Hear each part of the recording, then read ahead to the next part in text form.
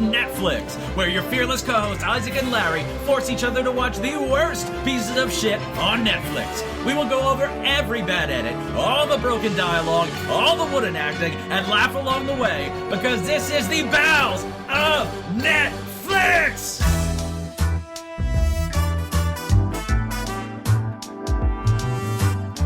Alright, welcome to the Bowels of Netflix. I'm Isaac, and with me as always is my fearless co-host Larry. How are you doing this week, Larry? Lightning round.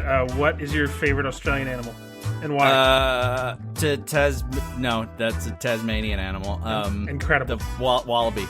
Okay, wallaby. Incorrect. The correct answer is koala, and the answer why is because they're riddled with chlamydia. Not a joke. Right. There's a lot of chlamydia in those koalas. I know from experience, if you know what I mean. I thought I could riff more Australia questions, but that is the only one I can think of. Yeah. What's the best Australian snack? Macca's? Tim Tams. Incorrect. You ever have a fucking Tim Tam? I think so. They are a little snack? The chain. Yeah. Off the chain? Yeah, off the chain. Did you know they call McDonald's Macca's? Yes. Macca's. I have a couple of friends who live in Australia, and they have become fascinated with the country. Dino Rider. That's how you get in the Australian accent. I can't do an Australian accent. It always slips into British or Indian or something. Dino Rider? Dino Rider. I learned that from Mr. Henry Zabrowski. I'll suck your dick once more. God damn it. Why can't we be influenced by any other podcast? I mean, just any. Let's just mix it up a little bit. Joe Rogan's a dick. So all the hits that... what I want to do is I want to listen to our entire back catalog, and I want to start jotting down ideas for t-shirts that we've had from old episodes, because I feel like we've got a lot of gems there. That would be like 4 straight days of listening, like 24/7. You say that like I haven't done that already. Oh, anyway, so we are the Bowels of Netflix. We are two old friends who hate each other dearly, and every week one of us forces the other to watch the worst stinking movie they can find on Netflix. And then we bring it to you and flop it out in all its glory. You can find us on the internets for Twitter, Facebook, TikTok. I don't know if TikTok is still legal. We'll see. I don't believe so, unless you still have it on your phone. But yeah, do actually look for us on Facebook. I want to start interacting with more people. Yes, and send us an email, bowelsofnetflix@gmail.com. We've got no emails, and what episode number is this? You're usually really good about that. 3. Fuck, in three episodes, we've got no emails. Actually, episode 50. We're halfway to 100. Is it really 50? It's almost like we're actually, you know. And we only stopped for a year and a half. Yeah. Because we're terribly depressed. This is one of the few things I've committed to more than anything else. Yeah, that and making sure my wife hasn't seen the sun in 7 years. Fuck's sake. Oh, God. But yeah, so now we started talking about this a little bit before, because we're doing Kangaroo Jack. We're going to get into that in a little bit. That's the review today. But there's a little Netflix news, and Larry doesn't really know a whole lot about this, but it's kind of the talk of the town. And yeah, I've known about this for about 5 minutes. I think we need to make a gentleman's agreement to not review the movie Cuties. Now, just from the name alone, I'm terrified. I had not heard... It's not about little oranges. I've not heard a single breath about this until you mentioned it. And I looked up the trailer while we were sitting here. And yeah, I think it's for the best that we just don't. Yeah, so if you don't know, it's a movie about the sexual exploitation of young girls, like early puberty or pre-puberty, like 10 to 12-year-old girls. And the message of the movie is that that's a bad thing, and we're sexualizing young girls way too early, and that's fucking them up in the head and making them potential at risk to be have predators go after them and that kind of shit. And I know, and that's part of the reason I definitely don't want to touch this with a 10-foot pole, because we make our jokes about me liking like 18-year-old girls, and yes, sure, like college freshman girls, even though they're much younger than me, are still attractive, but right. That's legal. But that is it is a joke. We are playing characters.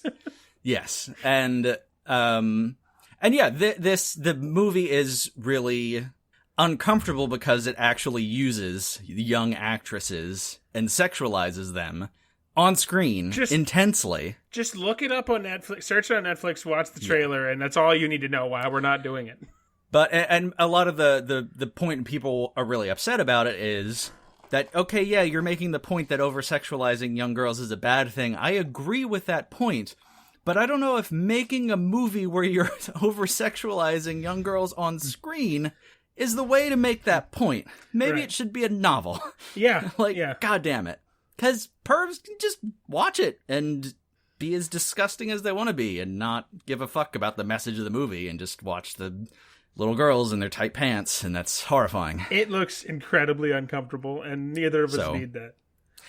Yes, so we're going to avoid that, even though it's a very famous, bad Netflix movie. I don't even know how bad it is. I don't even want to find out, because I just don't want to give attention to it. No, I think it's for the best. Yep. I mean, like, don't Last Days of sexualize American little girls. Crime was bad and stupid and awful, but this feels borderline. I shouldn't be watching this because the police could burst in. Yes, exactly. Like, I need to put on snow pants to watch this to feel okay. Having said that, yeah, we're gonna avoid cuties, even though, like, on paper, it should be, in our wheelhouses, the bowels of Netflix, but not this one. No. But if we ever have a guest, Kangaroo, we'll make them watch it, because fuck anyone we know, really. Kangaroo Jack talks about sexualizing kangaroos, which is perfectly okay, because bestiality is legal down under. I genuinely believe that might be a plot point. Dino Rider. Dino Rider. Get some macas. The two things you know about Australia, huh? Dino Rider and macas. Dino Rider.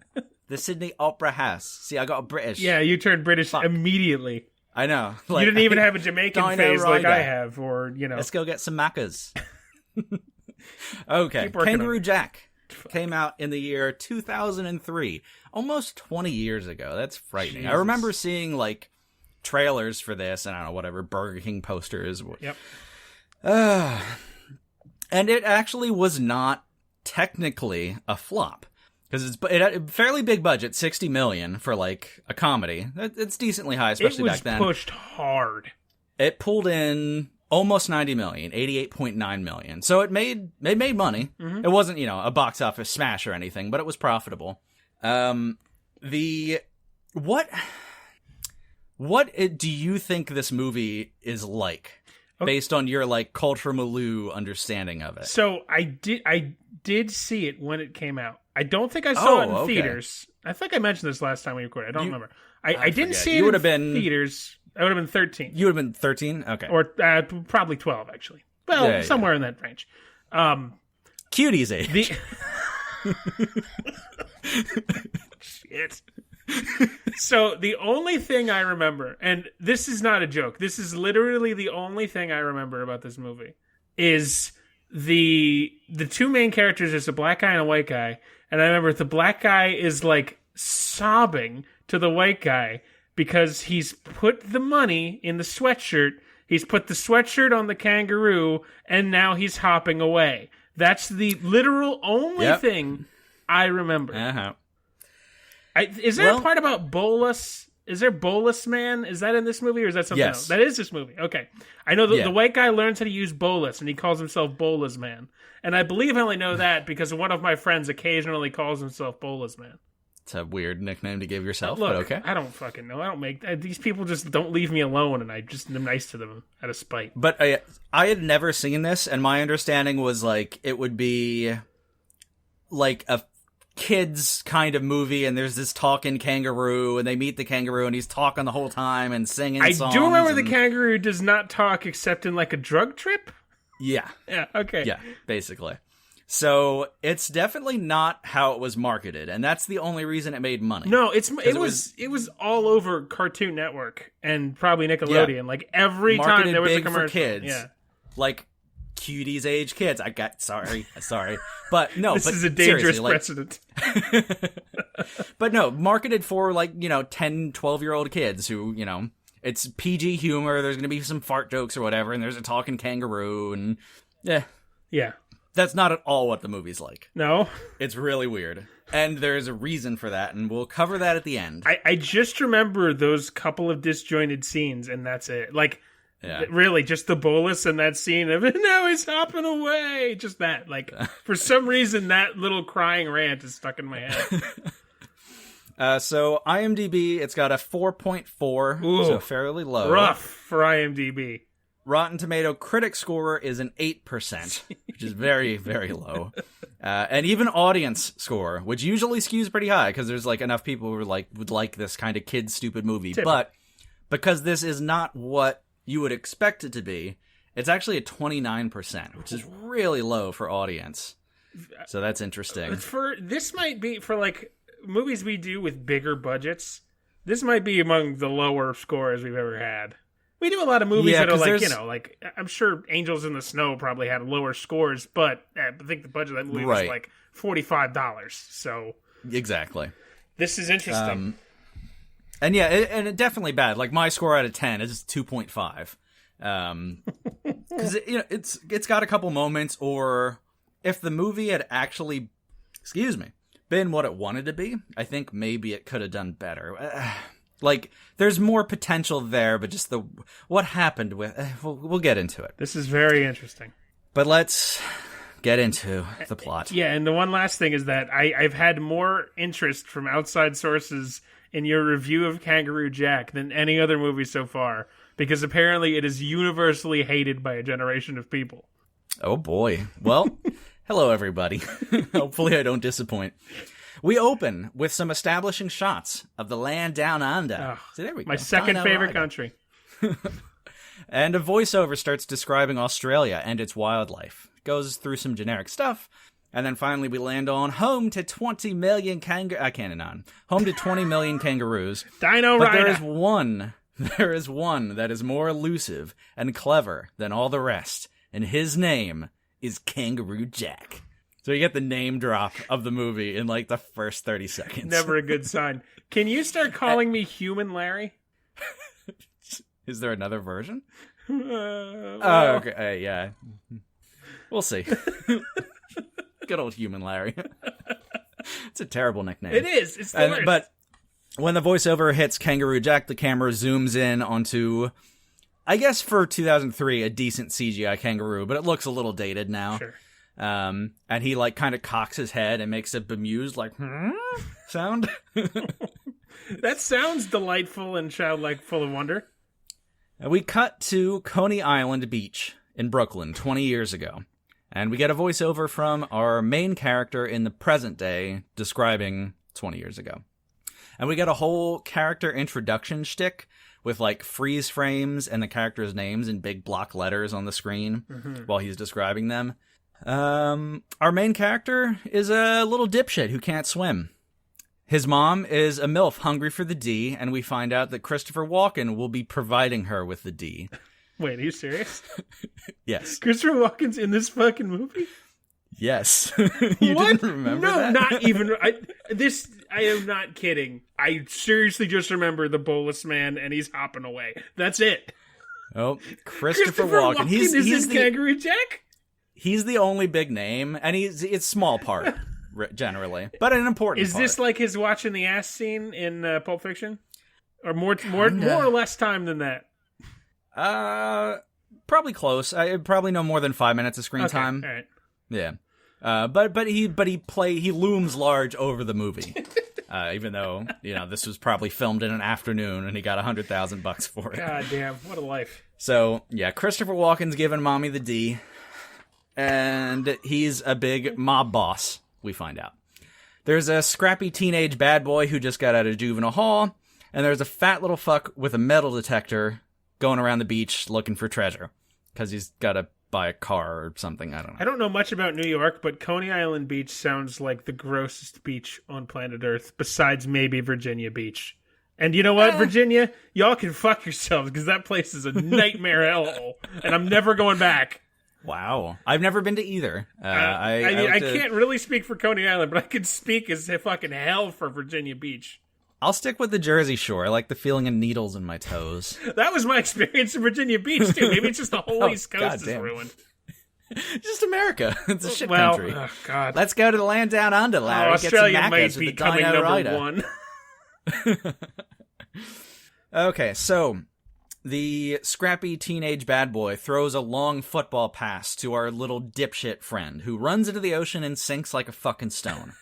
Fat metal detecting fuck throws off his cape in he's wearing a cape, shirtless, wearing a cape. Got big fat boy nipples that we're both very familiar with. Thankfully, despite having large male breasts, thankfully I have small, petite nipples. Well, he doesn't have, like, giant areolas. But have you ever seen a fat boy with those? Because I have, and it's ponderous. I try not to look at little boys or little girls or anything little. That's very wise. Neither do I. Yeah. I mean, at the time, I was like 14 at the time at the beach, so it's like one of the family stories with Holy Jesus Christ. That boy's nipples are as big as his face. So why can't we stop looking at him? The whole beach was looking at him. It wasn't. It was. I feel bad for him now. He's probably dead. He hung himself a long time ago. Oh, Lord, it's probably true.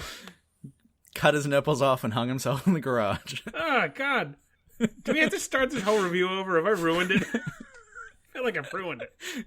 Yeah, well, we ruin everything. It's just what we do. It's what we do here at Bells and Netflix.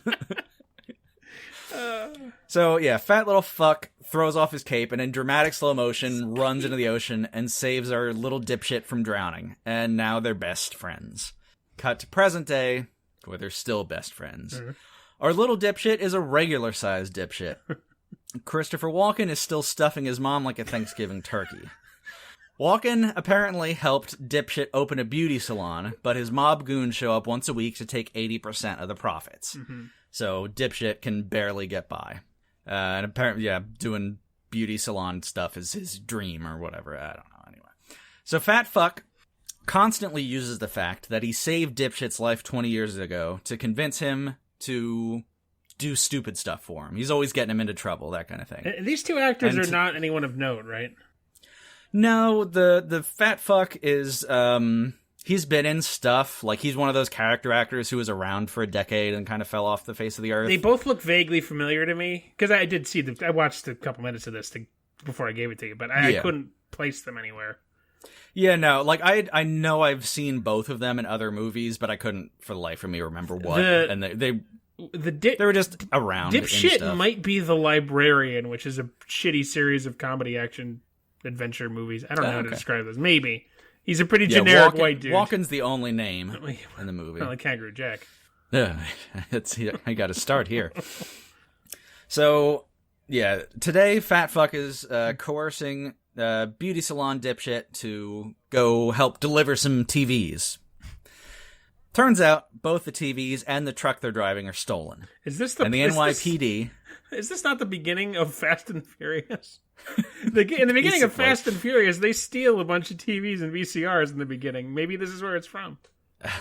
God, possibly. Maybe they're in the same universe. So, we get a full-on police chase. The NYPD, like a bunch of cars start chasing them. And it's, generic NYC car chase, but decent budget. Like, cars actually get smashed, and there's a bunch of cars involved, and they had to shut down city streets to film it and everything. Cool.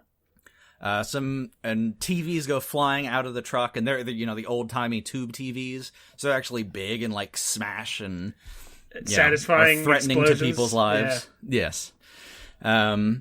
There's a little dog in the cab that's Fat Fuck's dog named Waffles. Great. Well, he never really comes up. Great name for a dog. Much. 10 out of 10. It is. Great name for a dog? Titties. That's pretty good, too. It is. It really is. I thought of that the other day, and I wanted to kill my dog and get a new one. Fuck. I imagine just all the times I shout at my dog, which is not that often, but just was like, God damn it, titties, stop it. Stop licking your balls, titties. Rolls right off the tongue, just like real titties. Shit. Really does. Mm-hmm. Okay, so Waffles, he doesn't really come up hardly at all, because he doesn't go to Australia. He's just there for a little bit in the beginning. Dipshit tells Fat Fuck to pull over, but Fat Fuck is on parole and he can't get caught. So the chase basically ends as police cars crash into a fish truck and get all the fish comes out of the truck and covers the cops, and our goons get away in their truck. And they pull up to the warehouse where they're supposed to unload the TVs. Turns out the TVs and the warehouse are part of Christopher Walken's, like, mob business emporium. Of course.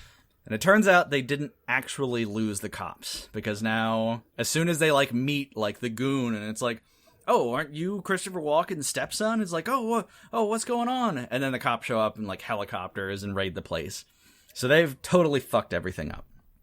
There's some more chasey bullshit, through the warehouse, and fat fucking dipshit escaped down a garbage chute into the East River with Waffles. Waffles is there, too. Thank God. And then they're just gone. Like, they're just in the river, even though there's cops and, like, a helicopter going to chase them. But as soon as they land in the river, it's like, oh, no, listen, can't get caught now. I have played enough Grand Theft Auto to know that jumping into the water is the easiest way to get yourself caught.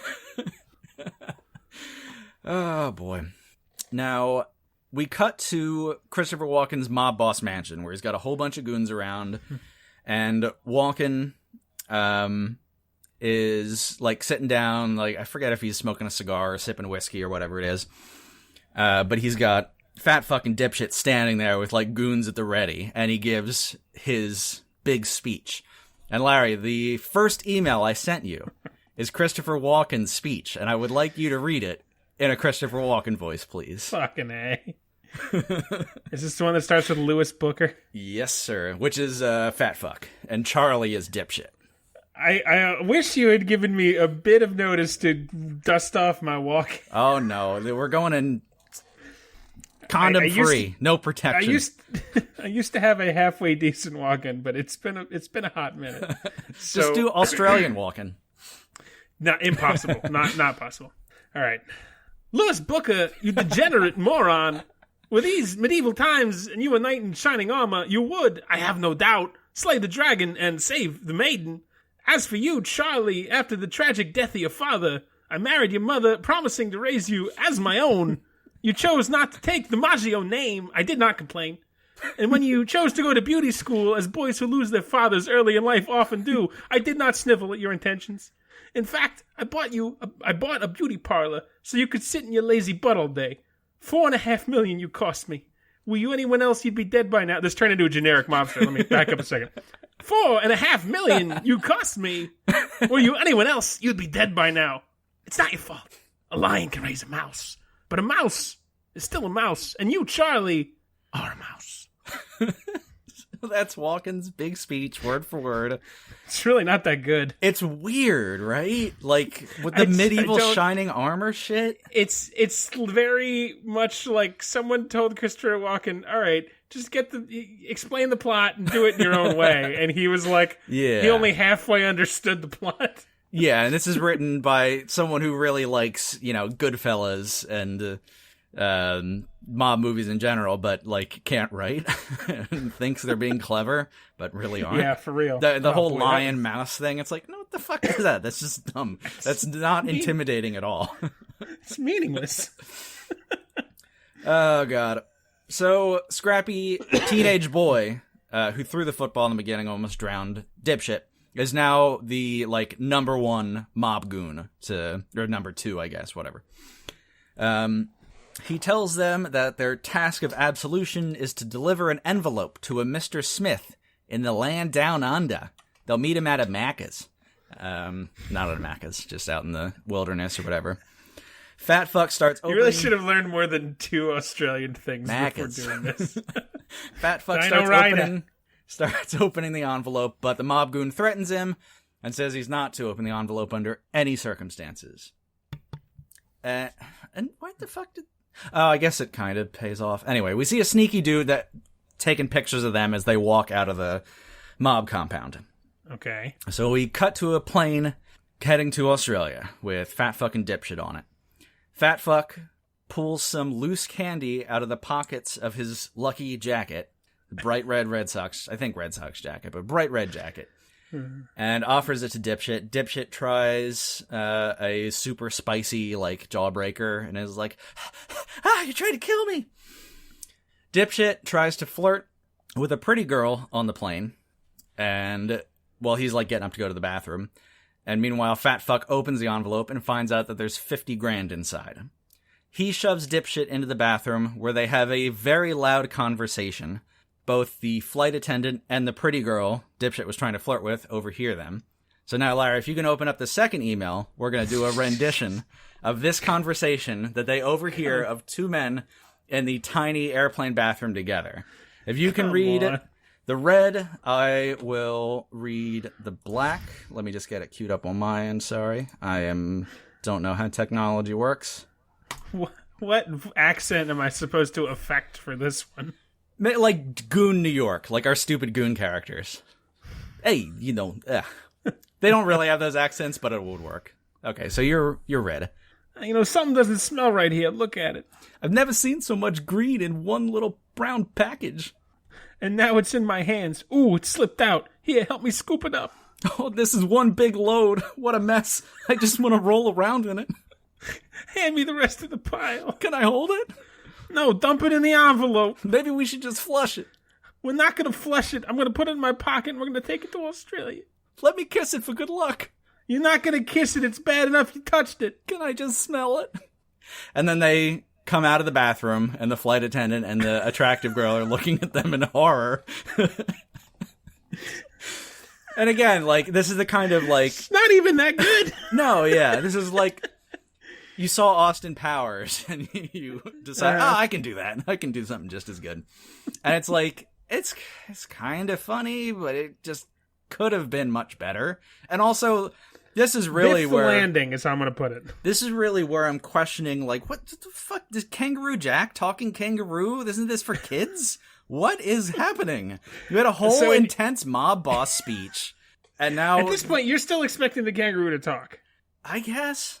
You and every other kid, because the kangaroo talking is in the fucking trailer. It sure is.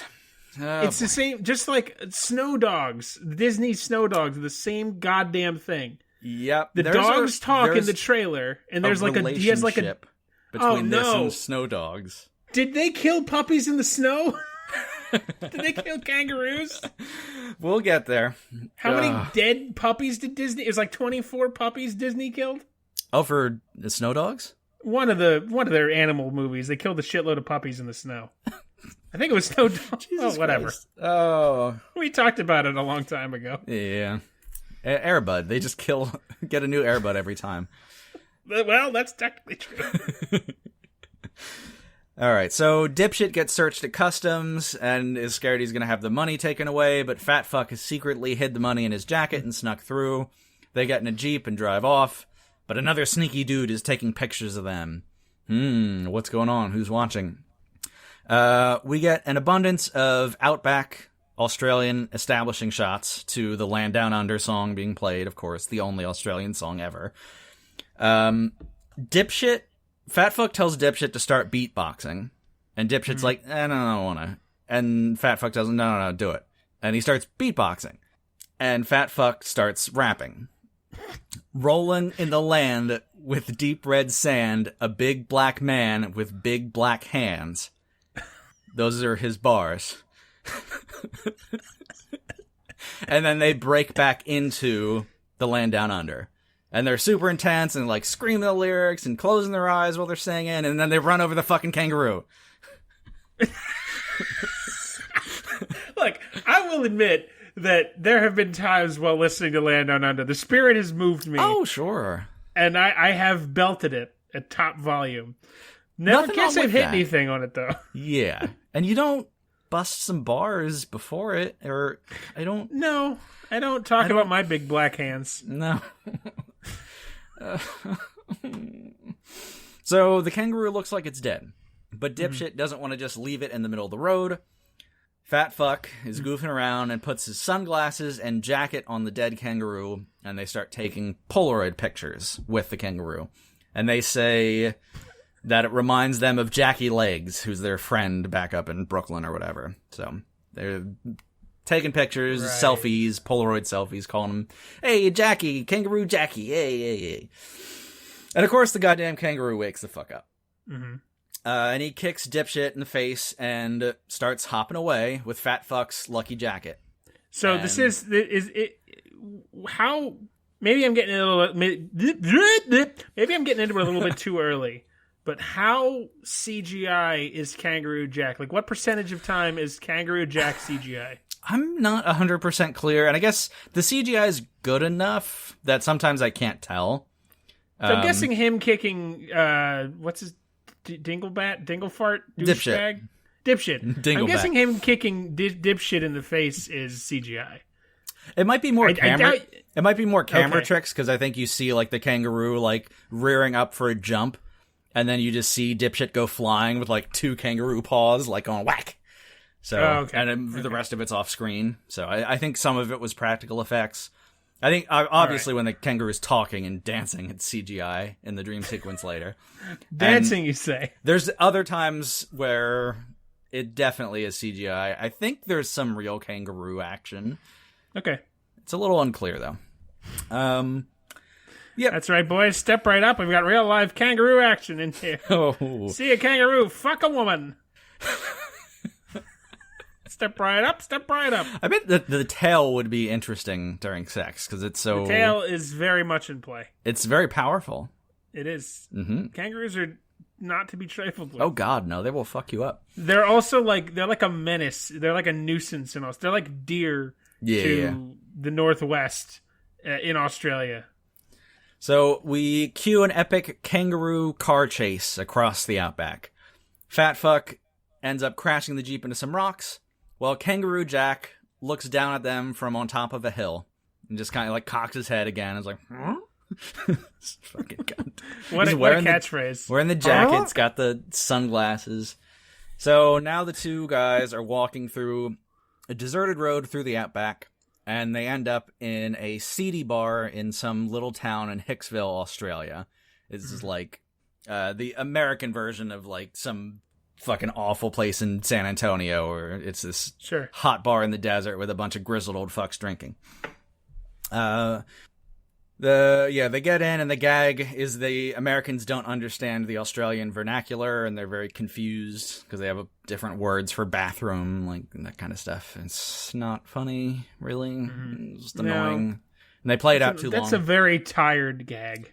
It really is. Fat fuck decides to call Mr. Smith from the phone at the bar. That's Walken? No, Walken's done for the movie. We don't see him again. Oh, Mr. Smith. What? Yeah. We don't see him again anymore? No. What's the point of the movie then? He was on set for one day. Mr. Smith's the guy they're bringing it to. I just remembered. Yeah, he's the guy in Australia they're bringing it to. He tells him there's a little bit of a delay. Mr. Smith is super pissed off and says he's going to find them and chop them up into little bits and feed them to crocs. And then he checks his cell phone and sees that the caller ID is from the bar that the guys are at. So he knows where they are. So it's a matter of time till he gets there. Mm-hmm. Fat fuck meets a hot chick who works at the Wildlife Foundation, which is apparently right next to the bar out in the outback. How convenient. I know. And begs her for some help. We cut to Kangaroo Jack, who's just hopping around out in the middle of the outback with his jacket, and he pulls a Twizzler out of the jacket pocket, because remember, Fat Fuck had loose candy in there, and he starts eating it, and he's like, nibbles on it and is confused, and then like chews it, and like his head snaps back, and he's like, what is this? that famous Kangaroo Jack catchphrase. couldn't fucking see a t-shirt without that everywhere. So Dipshit is playing drinking games with a grizzled old Australian fuck who's just 3 sheets to the wind. Fat fuck pulls him aside and says, I got some help from a sexy Wildlife Foundation lady. And he holds up a tranquilizer dart. And it's just this big shot where he's like holding it up to the camera and his face is like out of focus in the background. And he says, this dart works in 3 phases. Stage 1, temporary blindness. Stage 2, temporary paralysis. Stage 3, complete shutdown of all motor function. There is a 100% chance that one or both of those idiots is getting shot with that dart. Exactly. That's exactly what I thought, and it's slightly different. I'll give him a little bit of credit. This is one of the gags in the movie that it's dumb, but it works. It's very Three Stooges-ish, but And it was different than I expected, because I immediately thought one of them was going to get it. So, of course, fair enough. I like having my expectations subverted. Not by a whole lot, though, so don't give it too much credit. Well. There's a reason it's a 2.5 instead of a 1, but it's still a 2.5, in my opinion. Turns out the grizzled old Australian who's shit-faced is the local pilot. And they're, again, like Three Stooges-ish, but like they don't know he's the pilot, and he's walking by, and he like stumbles and just falls down drunk on the floor. And then they look up the pilot in the yellow pages that they need to call. They place the call from the bar phone, and the drunk guy's cell phone starts ringing behind them. So they're like, that's a decent like visual gag, and like, oh shit, fine. Oh no. So there's moments that work in this, but not many. So we cut to the three of them in the plane, scraping along the outback, like not flying really well, and Dipshit's like, you sure you're okay? And the Australian guy is apparently fine, and he's like, this is my morning routine. I don't know. That's Australian. I'm good at this. Dino Rider, just my morning routine. Fucking Christ. It just becomes your Brooklyn accent. This is bad. It's incredible. It's like immediate. So, okay, we do get one more scene, where, with Walken, tiny one, where he's practicing his vocabulary. And what was the word? It's something like that, where like the word is eviscerated or whatever, and he says eviscerated, like when use an example in a sentence, when he didn't pay with his money on time, I eviscerated him with a machete. And he's just sitting there practicing his vocab, and again, like, right. Kinda. See, that's a good use of walking. Yes. That's a great use of your limited walking time. So the mob goon, the guy who was the dickhead teenager with the football before, and now number 2 goon, hands him a phone. It's a call from Mr. Smith. Walken is very displeased. He sends mob goon down to Australia to sort this shit out. Mm-hmm. So we cut back to the biplane that the drunken Australian is flying around. Dipshit and Fat Fuck are in the back. They spot Kangaroo Jack in his bright red jacket. Fat Fuck takes aim, but the plane jerks to the last second, and in horror, they realize Dipshit has shot the pilot in the neck. Okay. Yeah. Well, so, that's a little different than we thought it would be. Yeah, not as, no, yeah, well. It's not great, but and there's the whole thing where the pilot doesn't realize he's been shot, and he's like, I can't see what happened. And then they're playing out the stages and all that stuff. So they like crash land. They're all okay, but the plane is fucked up. And Kangaroo Jack sees them crash and looks down from his rock he's standing on, amused, munching on a Twizzler. Huh? He doesn't make the sound every time, but I just have to do it now. So he's like their spirit guide in this whole movie. He doesn't really matter so far. He just kind of exists. Exactly. He's like the Goblet of Fire. Sinister. Although, I would have liked the Harry Potter books much better if it was Kangaroo Jack and the Goblet of Fire. Or no, instead of the Goblet of Fire, it's just Kangaroo Jack. And you have to put your name inside the kangaroo. It's in his pouch. See, there you go. We fixed it for you, Roland. So, sinister Mr. Smith shows up at the bar asking about the Yanks. And there's a whole thing where he, like, threatens the bartender, and he's a super bad dude. Mob Goon shows up at the airport in Australia, so now they're both coming after Dipshit and Fat Fuck, so everything's gonna come to a head at some point. Dipshit and Fat Fuck are wandering away through the desolate outback, while the drunken plane guy is trying to get the radio to work, so he can radio for help. Some dingoes show up and are about to eat Dipshit and Fat Fuck, but a freak sandstorm kicks up and literally just sweeps everyone away. And then the dingoes are gone and everything's fine. Australia really is hell on earth. God bless it. I love it, but it just seems like a nightmare to live there. Yeah, you need to be within 5 miles of a Macca's at all times. God damn it, just right back into Brooklyn. This is almost incredible. I'd like to do a case study on accents here. It's a hard one. It's not easy. And there's some Mirage stuff where Dipshit thinks he found the Jeep, and he like sits in the Jeep and he's like, oh yeah, we're here, and he's just sitting in the sand. And, yeah, sure. Yeah, okay. And then sexy wildlife girl from before shows up riding a camel. Dipshit thinks she's a mirage and grabs her tits. Ah, great. And she punches him in the face. Kids movie, right? Kids movie, yeah. Okay. And what knocks is it him out. rated? Out of curiosity. PG. Do you know? PG. PG. Yep. Tit grabbing's pretty rough for PG, in my opinion. Yeah, it's like a quick thing where like he's like staring at them and he's like, I can't believe it's a mirage. They look so real. And he like goes up and honks, right. and then she immediately punches. All right. It's not. There's not a like Not nipple cuties. nipple twisting. No. I won't hope not. Okay, so Dipshit comes to, and Kangaroo Jack is standing over him, talking. God, this. I remember this happening. I don't remember anything of what he said. I think there's a line where he's like, "My name is Kangaroo Jack, and I say hello," because that was in the trailer. But Yeah. like, I don't know anything else. I just know it happens. Ooh, excuse me. Yeah, the lines are not important. It's just he's going on about being Kangaroo Jack and He's some fucking bullshit. talking. All of a sudden, the kangaroo can talk. Yep. And then he starts rapping and dancing, and then there's a bunch of kangaroo background dancers who start making it rain, like just flipping money out, and there's just money showering everywhere. Not serious. And they start break dancing in the money.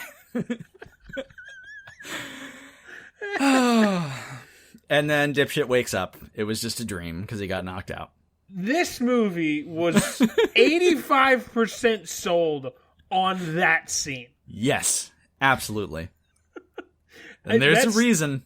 There's a reason. I'm not going to step on your toes anymore, but that is my primary memory of watching the trailer and then watching the movie was like, well, the kangaroo doesn't fucking talk.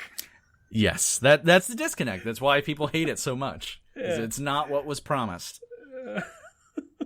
It's like you order a pizza with extra cheese, and then you open the box, and it's a vegan pizza with just, like, tomato sauce and no cheese on it. It's Lord. like, yeah, well, it's a pizza, but no. This is not at all what I was expecting. You're So sold a lie. Dipshit actually comes to at their camp at nighttime. So they're still out in the outback, but they're so far away that they have to camp out. In the morning, fat fucking Dipshit and sexy wildlife chick go to find Kangaroo Jack on camels. They each have a camel now. I don't know. That's not really explained. Australia is like riddled with camels. That's actually a real thing. Really? Yeah. Because I was thinking, like, why the fuck are there camels there? No, there's like camels all over Australia. Huh, okay. My You're friend. lying? You're lying. No, I swear to God, this is real. My friend explained to me why. I just honestly can't remember right now. But they're like very. I don't know if they're wild, but like camels are just a thing in Australia. They're like not uncommon. So right, they like kind of convince wildlife chick because they don't really tell her what's going on. They tell her there's money in the jacket on the kangaroo. They have to get it back, but they say it's only $4,000. Sure. And they say she doesn't want to help them at first, but they're like, we'll give you half. We'll give you $2,000 if you help us find the money, and it'll go to your wildlife foundation, and you can save the fucking koalas from chlamydia or whatever. Real thing. It's actually true. They're real. That is, yes. Dumbest creatures on earth. So, and there's like some establishing scenes of Mr. Smith and mob goons like driving in jeeps and like closing in on them. You know, they're gonna get them eventually. There's an abundance of camel fart jokes as our heroes make their way through the desert. I won't get into them in detail because it's awful. Oh, as we know, you love fart jokes. I love farts. All right. I don't know about fart jokes. Well, I like my farts. My farts smell good. I'm going to need to find the goddamn clip from Orgasmo and cut it in here where you talked about... You said that fart jokes are the only reason you and your wife were together. It's the only thing you guys share together. Yeah, that and padlocks. How is your wife? Bound and gagged. She's great. Like normal. Oh, God. I'm going to hell. Alone, too. Yeah. No. I'll take her. She's going the whole way. She's not getting out of this. You're going to have her buried with you like an Egyptian pharaoh. Yeah, even if I die first. Oh, that got sad. Sadder than normal. Now, do I bury her alive or have her killed, like, by my, like, goons on my deathbed so I can watch? You don't have goons. I'll have goons. That's the 10-year plan. Thank you for not calling it the final solution. Continue. It would solve everything, though. Why are we allowed to have a podcast again? When does the FCC come and shoot us in the heads? Yeah, the internet's a bastion of freedom still, for some reason. Since when? Always. So they get to an oasis spring where all the kangaroos apparently like to party. And now I need you to explain. We just had breakdancing, making it rain kangaroos. So be careful with your words there. Fair enough. No, they go there to get water. That's the only place to get water. Right. So the kangaroos eventually show up. If Kangaroo Jack's in the area, he will come to this oasis at some point. Sure. We get a training montage where sexy wildlife chick teaches fat fucking dipshit how to make and use bolas. Mm-hmm. So there's one of your other memories there. And they're bolas man. Use that to catch Kangaroo Jack. In order to hide their scent, the two guys have to go shirtless. Sexy wildlife chick gets to keep her shirt on for some stupid fucking reason, which pisses me off. They cover themselves in, and I guess this must be, like, kind of racist. I don't really know much about Aborigines in Australia, but they cover themselves in mock Aboriginal war paint. That history is about as tumultuous as American history with our native peoples. White people for the win. It's rough. It's real rough. Oh, I love white people. It's very complex. We're the worst. We're a plague and should be destroyed. So yeah, and that's to cover their scent or whatever. So they find Kangaroo Jack and they're closing in on him. Scent? Okay, whatever. I don't care. I don't know. It's just a reason for them to run around shirtless with paint on them. Again, I'm sure this was for the trailer. I'm sure this is in the trailer. Sure, it's for it. So they're closing in on Kangaroo Jack with their bolas at the ready, and then fire ants start crawling up the pant legs of Fat Fuck, going after the candy he has in his pockets.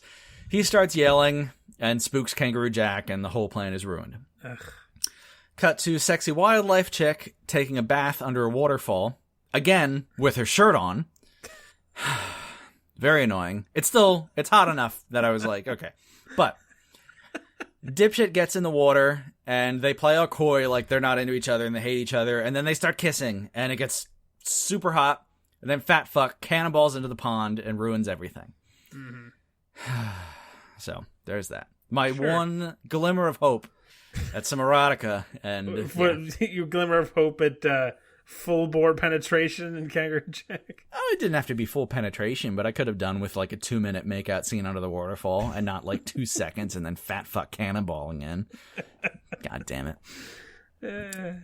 Okay, so they wake up the next morning at camp at gunpoint. Mr. Smith and his goons have tracked them down. Smith threatens them with a knife to their throats. And then... That's not a knife. That's a knife. That's not a knife. That's a Big Mac from Macca's. That was your best one. That was your best one yet. Almost getting there. I'm learning. So yeah, they split up the dudes and the chick, and apparently they're gonna go kill the dudes. Stupid dudes. Mob movie Jack bullshit. Oh god. What? I think I glossed over a couple things here. Anyway, so gangster Wild West stuff happens where like dipshit and Fat Fuck steal the guns and then have the goons at gunpoint and take them back to Mr. Smith and the chick.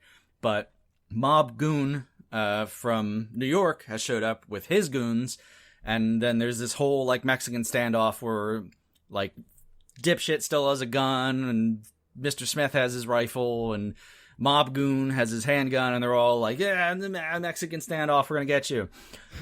What breaks it up is good old Kangaroo Jack. He's been digging through the candy in the pockets, and he gets that spicy jawbreaker. I thought you were going to say he pulls out a Glock, and he's part of the Mexican standoff. That'd be great. If they leaned into it more, it could have worked. But no, if halfway through the movie Kangaroo Jack turns into a badass vigilante, I would probably want to watch it myself, honestly. Exactly.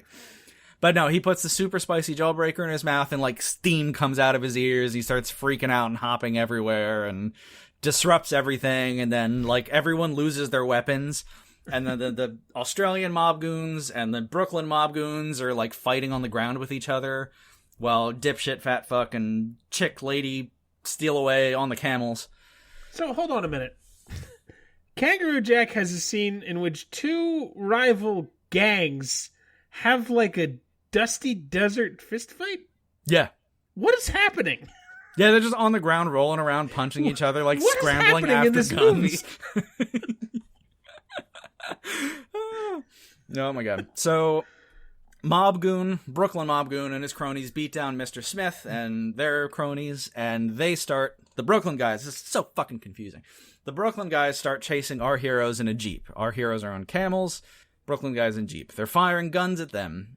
And there's chasey bullshit where like the car goes up on two wheels and almost flips over, and they're dodging through trees, and I think dipshit gets whacked with a branch in the face, whatever. Fat fuck grabs... Okay, so they come up behind Kangaroo Jack. And Fat fuck is like on the camel and reaches out, and he's just about to get the money from the pocket, and he finally grabs it, but they're right next to a cliff, and the camel stops short, and Fat fuck goes flying off the cliff and is like dangling from roots on the edge of the cliff. Ugh. So, and then there's a whole scene where dipshit takes off his belt and pretty lady takes off her belt, and they just fuck and let Fat fuck fall to his death. No, Isaac, now he has to save his life, so they're even. Yep, exactly. They play that trope out too. And then, yeah, so he pulls him up, and there's a whole scene where they embrace, and he's like, "Oh, you're not going to be my friend anymore, because now we're even. You don't owe me anything." And he's like, "No, man, we're still friends, even though you're a piece of shit and you've ruined my life." Sounds like he really has. Yeah, no, basically. That friendship seems awfully familiar. Interesting. I ruined your life? Yeah, it's called The Bowels of Netflix. There's 100 hours of it. Oh, God. Proof of our depravity. Shit. And we just give it to the world for free. For free? You don't even charge? Oh. So no, you're great. I love you piece of shit. Mob Goon shows up just after the rescue, and he's got his gun. And the big reveal is that the $50K that Christopher Walken was having them deliver was actually to pay Mr. Smith to whack them. They were delivering the money for their own hit. It's the dumbest thing I've ever heard. It's played up to be this is like big dramatic reveal, and yeah. You mean to tell me? Hold on a second. You mean to tell me? No, I don't know. I don't have a fucking clue how the rest of this movie goes. You mean to tell me that Christopher Walken sends them on their own hit, and somehow he is no longer in this picture? Correct. He's no more screen time. His vocabulary thing was the last screen time. Make any sense whatsoever? It doesn't? How does he not get his comeuppance? He gets a little comeuppance off screen. But no, it doesn't count if it's off screen. Yeah, you could end every really. movie with, and then the villain died, and roll credits in that case. Every Rocky could end with, and then he died. Yeah. Well, this is kind of how it ends. I mean, we're basically at the end, Larry. What? All right, just God, fucking jerk it out, Jesus Lord. Just jerk it out. Okay, so yeah, so he's threatening them with the gun on the cliff, and he's like, we were gonna kill you the whole time, and now I got you at gunpoint, you dumb piece of shit. But then the Australian police show up in a helicopter, and Mob Goon starts running, but dipshit ties his legs up with a bola. So we get some payoff from that. Great. Mob Goon and Mr. Smith and all the other goons get arrested. This is where dipshit and fat fuck have their bonding moment, because they both saved each other's lives. Yeah. Fart noise. Kangaroo Jack is just chilling nearby. He got scared off by shouting earlier, but a helicopter, he's like, fuck, that's just, just a Tuesday in Australia, and worked. Still got the jacket on. Dipshit goes up and, like, offers him some grass. I don't even know if kangaroos eat grass, but I guess. I don't know, whatever. I don't know what they eat. And he starts munching the grass, and Dipshit, like, very gently unzips the jacket off of Kangaroo Jack and takes it. The Kangaroo Jack. And then, yeah, Kangaroo Jack fuck you. Kangaroo Jack has a whole little family. He's got his little, like, sexy kangaroo wife and his little, kangaroo child. And there's another thing where they're like, they're friends. They like us now. And then baby Kangaroo Jack kicks Dipshit in the face. So, got a call back for kangaroo kicking. That's great. So, how much screen time did Kangaroo Jack get in his titular movie? A third or less? Probably less. All right. Yeah. And most of it is him, like, hopping around or eating candy. Hopping around and, like... It's Harry Potter and the Goblet of Fire. The Goblet of Fire doesn't matter. The only plot point is he's got the money in his jacket. It's so dumb. So, and I forgot to bring this up because it didn't matter until the end, but, so at some point their sexy wildlife chick gives them some, like, berries, and it's like, these Australian berries are super tasty and no one knows about them, but they're great. And apparently that's important because we're at the end of the movie now. Turns out Walken is in jail. That's the end of his story. We're just not going to show that? Nope. We don't see it at all. We couldn't pay him for 2 days. Fuck.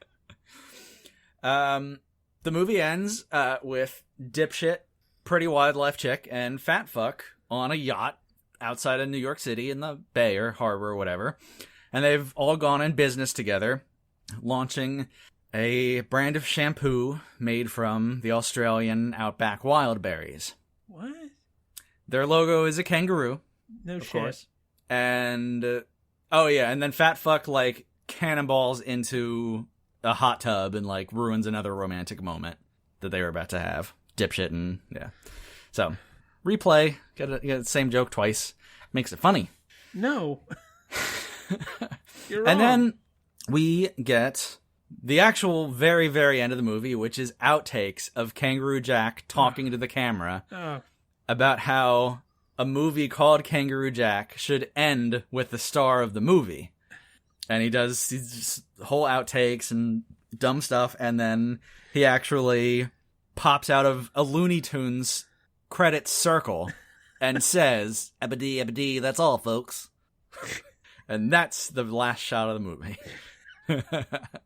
Holy shit, this sounds so dumb. It's really weird. What was this? Well, so I couldn't find out a whole lot about it. I was hoping to get, like, a real detailed backstory. Uh-huh. But it originally was supposed to be an R-rated mob movie. Whoa. Hang on. With the kangaroo being very incidental. You're serious? Serious? This is a quote I pulled from IMDb. The original screenplay, titled Down and Under, was written with a far more mature audience in mind, featuring strong language, sexual themes, on-screen murders, and a kangaroo that did not talk. I like how they had to specify a kangaroo that did not talk. Yep. And I'm not sure exactly what role the kangaroo played, but I think it really was less than 5 minutes. And I think it was, like, the jacket thing happens, but they get it back quickly. That's just, like, a little side scene of, like, them and their crazy capers. And it was really just supposed to be the mob chase for the money. What the actual fuck? And after they filmed everything, and they're, like, starting to edit everything together. They filmed it all! Yep. Yep, so there's scenes, there's filmed scenes with the on-screen murder. I don't know if there's any way to access that. You mean there is a cut of Kangaroo Jack that's like ultra-violent mob movie? I don't know if it exists, but I will pay dearly to watch that. It was on the cutting room floor at the very least. Oh, man. And they were realizing it wasn't working the way they wanted it to work. I'm sure it's a pile of shit, yeah. And it was produced by Jerry Bruckheimer. Oh, God. And he realized that the success of Snow Dogs. No, did I fucking call it? You called Did I? Are you serious? Absolutely called it. I'm the greatest man who ever lived. They realized, we'll just this isn't working. We're going to take it in the direction of Snow Dogs, and we're going to have the kangaroos have a little sing, a little rap thing. Oh my God, and we're going to shoot some more scenes and have it just be kangaroo-centric. That when Snow Dogs, I remember a little more. I saw Snow Dogs a few times. It's a Disney movie with some actor I don't remember who he's from Miami and ends up in Alaska doing the Iditarod dog racing. Cuba Gooding Jr., right? I don't remember. I don't. Yeah. It probably. I'll trust your memory over mine. And it was the same sort of thing where they advertised it with like the dogs all talk, but then. There's the same thing. He has like a scene where he gets knocked unconscious and sees the dogs talking for like 3 minutes. And they somehow made a whole trailer around that. Completely stole this from Snow Dogs. Unfucking believable. I am blown away. It's a weird little footnote in movie making history. Did the super violent cut star Wingus and Dingus? Yeah. Was it supposed to be a comedy still? More like a mob comedy, maybe more like Eight Heads in a Duffel Bag, and not necessarily like Goodfellas, where it's basically serious with funny moments. Goodfellas is the darkest of comedies ever made. Yeah, but it's an R-rated mob comedy, basically, where there's some shit that goes down, but it's funny. But they probably took out all the good stuff and left all the crap and crammed in a bunch of kangaroo business. Holy shit, that is fucking insane to me. I don't know why. So I'm really having a hard time wrapping my head around that. That's why this movie is so weird. It is weird. Yeah, and like it was absolutely not what I was, because all I knew was like the trailer and like commercials that I'd seen 20 years ago. I wonder if Christopher Walken was the on-screen murder. Maybe. They might have gone back and whacked him. It seems so weird that like he's not in a scene where they're like, "Joke's on you, steppa," or something. There might have been a whole like come up and scene that was filmed, but that just seems like. I mean, okay, yeah, this movie's a pile of shit, but like, it's got like people who have half a brain behind it. Yes, so, like that seems a really odd piece to not have the Walken come up. You've got Christopher Walken, for fuck's sake, right? Only a fool doesn't see the value of Christopher Walken in their hands. I made my joke about like him just being on set for one day, but I really bet I bet there was more, and they just had to get rid of it because it didn't line up with the kangaroo stuff, or it was way too violent that there was no way to edit it. Or full of him saying "fuck." Exactly. Oh my God, I want to see the dark version of the Kangaroo Jack. That's all I want. I know. I would love that. Holy shit, this is mind-boggling to me. We gotta start a petition. Seriously, yeah. I don't know to who or to where, but we need this footage. I kind of want to get a DVD and just see what the like behind the scenes features are. But there's probably not much, but there's gonna be some. I'm curious what it's like. Damn. I'm gonna look it up. I'm gonna see what the price of the DVD is right now. Oh my God. But yeah, Kangaroo Jack, that was an experience. A very, very bad movie. It's $5. Well, it's $1.50 used on eBay. Might be worth it. That is, man, that is fucking crazy to me. I don't know why. I'm really blown away by that. Yeah, you are floored. I really am. That's ridiculous. It was shocking to me, but yeah, it's tickled you in a secret place. It's just because like I was a dumb kid and watched so many cartoon channels, and it was like on every commercial. You couldn't escape it. Mm-hmm. If you gave me a crayon, I could draw the trailer from memory because I saw it so many times. Because like it was just you couldn't escape it. It'd be like twice, fucking an episode of I don't know Doug. It'd be like twice a goddamn commercial. It was ridiculous. So bizarre. I know. Huh. Well, that's pretty much all I have on Kangaroo Jack. Shit. I don't know. It's bad. Glimmers here and there. I bet it would have been better if they just like maybe not great, but better. Right. Yeah. Might have been a 4 out of 10. Exactly. If it was the original R-rated, dark mob comedy. But yeah, now we got Kangaroo Jack. Wild. So, Jesus. Yeah, let's get into what we're covering over the next couple weeks. All right. Yeah. So I had a lot of movies I was gonna pick, but I found a really weird one. Oh, great! It's called Shorts. Shorts. I don't like the look of this already. I think it might be directed by Robert Rodriguez. Oh, man. Who's a good director. No. Yes, he is. Oh, I started the movie. How does this keep happening? Because Netflix sucks. It really does. Oh, it's Shorts. Oh, it's children. Chaos erupts when locals learn that an 11-year-old boy has discovered a mysterious rock that grants the wishes of whoever possesses it? What? Yep. Oh, the little square-headed boy with chubby cheeks is talking to a rainbow. The child rock. actors are bad. They look terrible.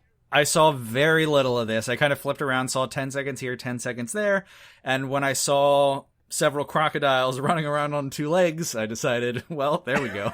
That sounds like a winner. That right there.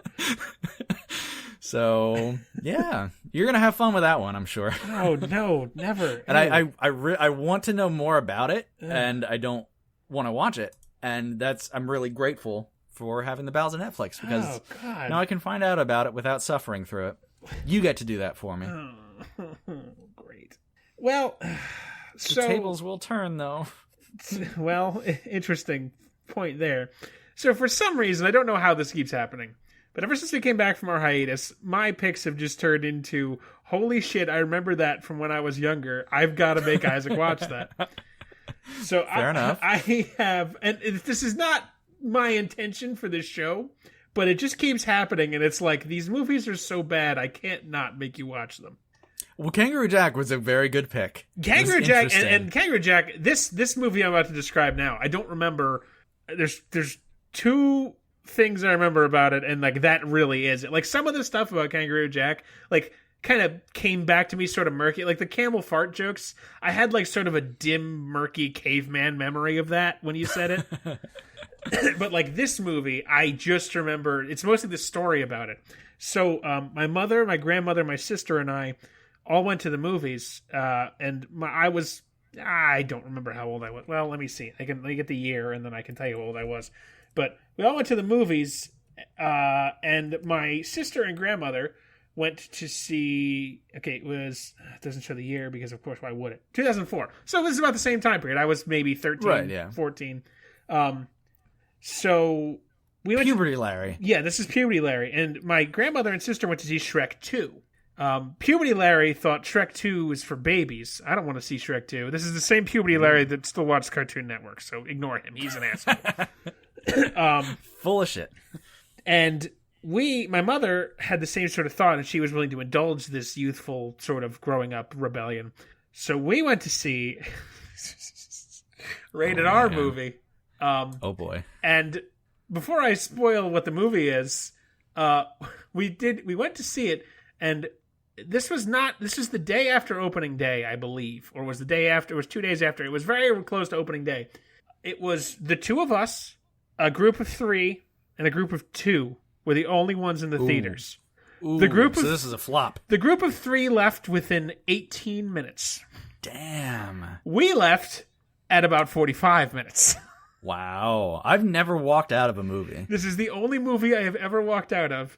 And when you hear it, you're going to know why. Isaac, you're going to the skies because you're watching Soul Plane. Oh, shit. I saw this. This is on my short list for you. Which I did not realize stars Kevin Hart. Yeah, I was surprised when I saw that, too. Is this like his first role? I didn't know he was around that. I thought he was like, I thought the mid 2010s is when he started showing up like big time. Yeah, he didn't get big until 10 years ago. Oh boy. I was honestly the description. This was not. Oh, is Missy Pyle in this? No, really? I think so. I think that's her stupid little scrunched up face.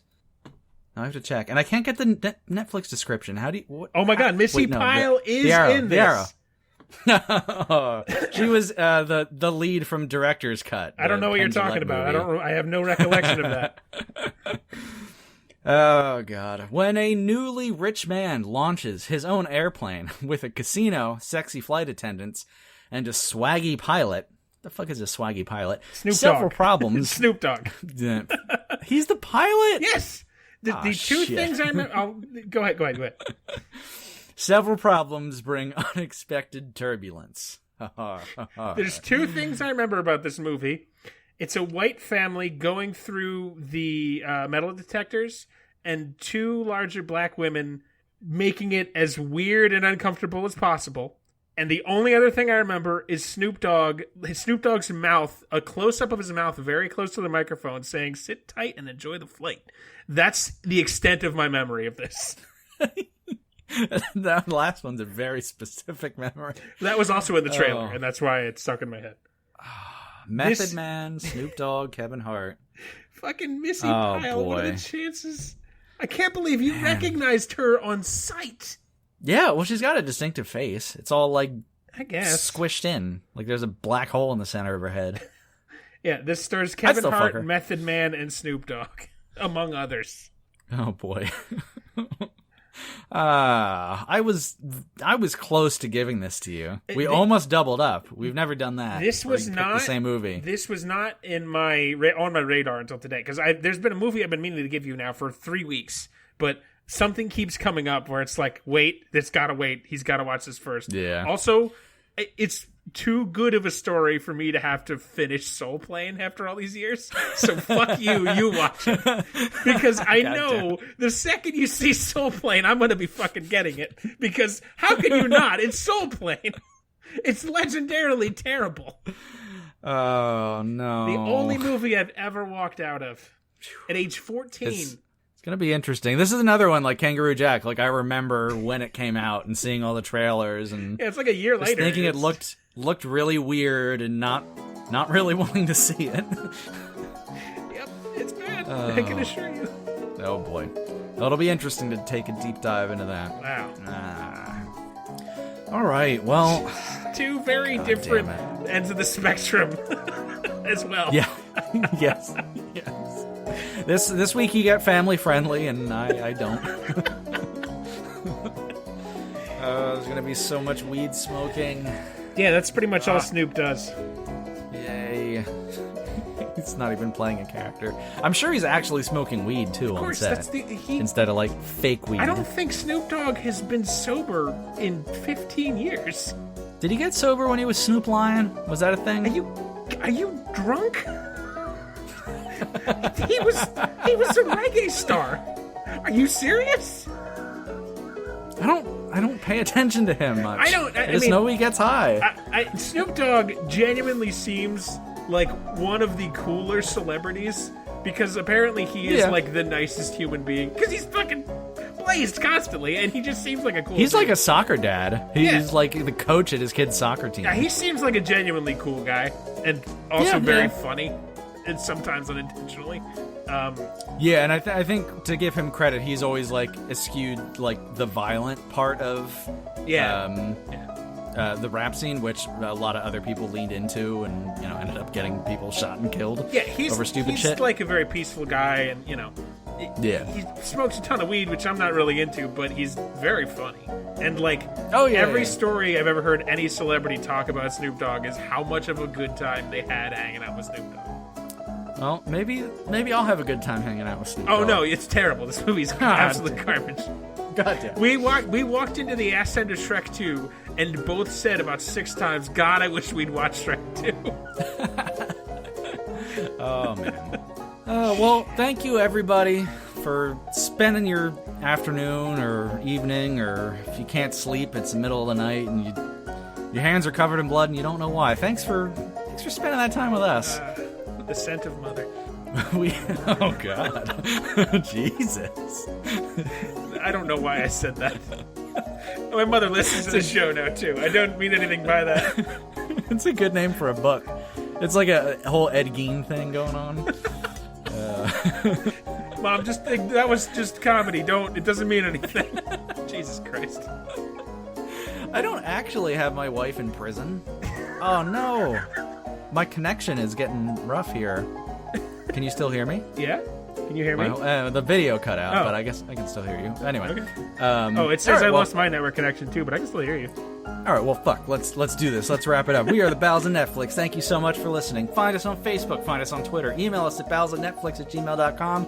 We'll be back in your podcast feed next Sunday with fucking Shorts, and then 2 weeks from now with Soul Plane. Fuck. So stay tuned. It's gonna be hot. It's gonna be sticky. It's gonna be covered in blood. The scent of mother. Didn't hate it, Mom. It just came out. Just comedy. Comedy comes in threes. Larry's autobiography. No! Stop it! We'll see you next week. Smell you later from the Maccas, you dino riders! Smell you later, Mom! No! God! Son of a bitch!